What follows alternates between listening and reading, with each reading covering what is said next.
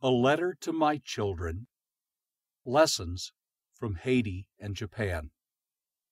Dear Ian, Amy, and Zach, the world and I watched in horror as videos and pictures poured in from Japan. Please listen, look closely, and act upon this wisdom I've learned from studying Haiti and Japan. My awakening came 2 weeks after the 2010 Haiti earthquake, when this rescue pulled a young woman from beneath the rubble. A miracle for life. Suddenly, I saw the truth and potential solutions. First, your mother and I were ill-prepared. Nobody I could think of was ready for whatever life throws every day. When disasters strike, that's not the time to realize your isolation and helplessness. Learn from other people's mistakes or their wisdom.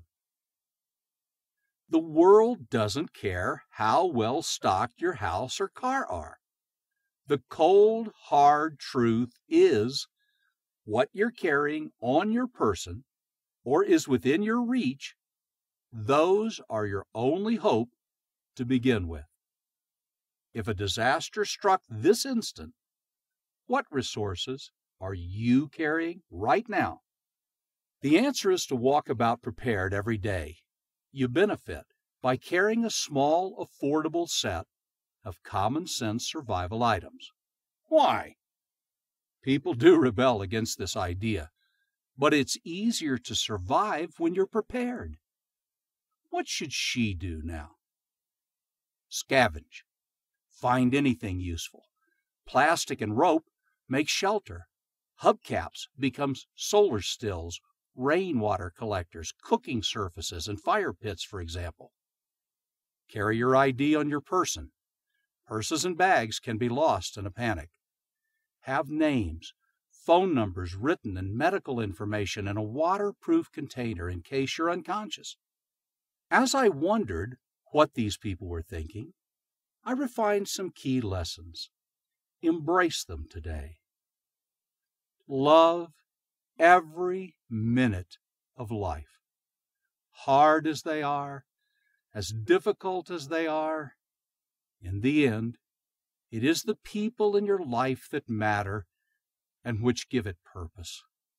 Look closely at these pictures. No doctors, no nurses, no hospitals. You are the first responder for your family and neighbors, maybe even yourself. All of the gold in the world isn't as important as your physical health. Who knows how you might be called upon to help in an emergency? Sometimes the only way to stay on your feet is to have a goal, to reach the aid station, or to get back to those loving arms. Next, the least expensive survival item is the whistle. LEDs and compasses are nice, but if you're under the rubble and can breathe, you can, that's right, whistle loudly so rescuers know where to dig. Carry 2 bottles of water on you. One is to drink and the other, I hope you never need that one. If anyone here is hurt, they only have each other for medical attention. Learn first aid and carry a kit with 2 weeks of your medicine. You are your pharmacy. You are your hospital. If either of those survived, they're overwhelmed. All we have is each other and our desire to survive. The first help to arrive, clear the roads. Food, water, and medicine won't arrive until later. Do you see any doctors?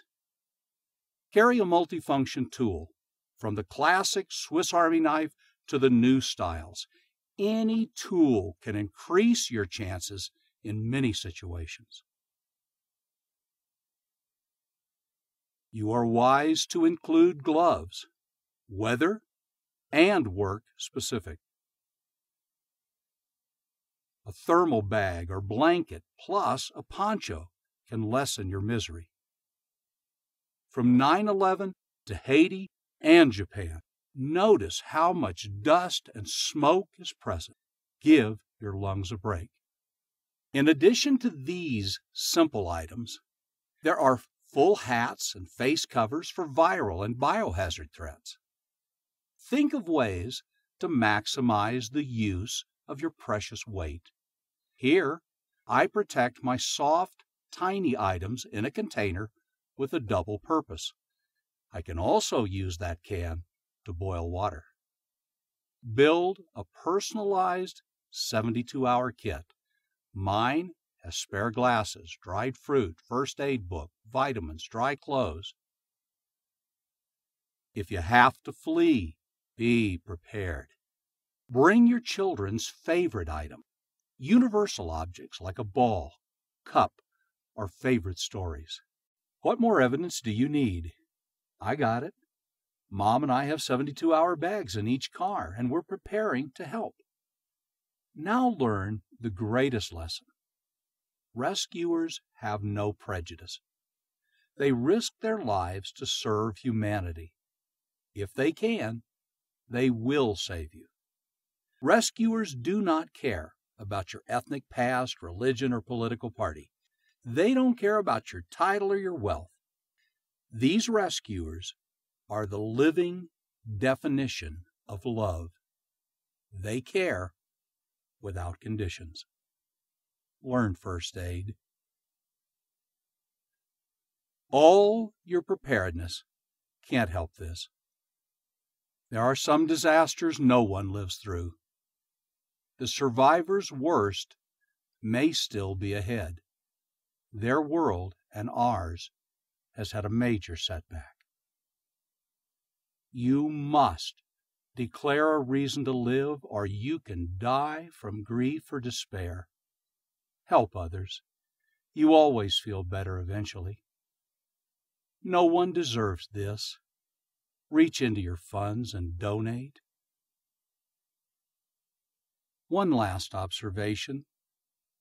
As I looked at the faces of the lost, take my lessons to heart. Mom and I appreciate your listening, my sons, and our Amy. Remember this. You will always be our babies. With love, from your father.